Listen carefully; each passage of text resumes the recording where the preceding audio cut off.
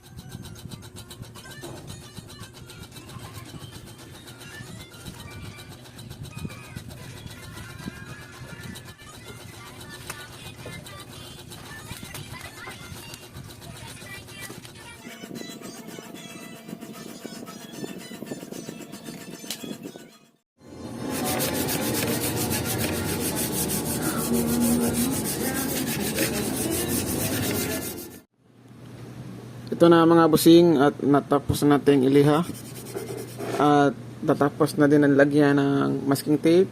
Ayan, ganyan masking tape, lagyan natin ng masking tape mga busing.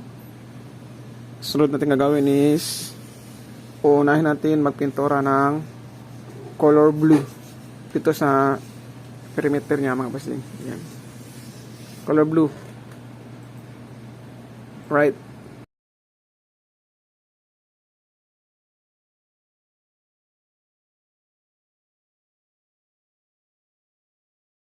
Day 3.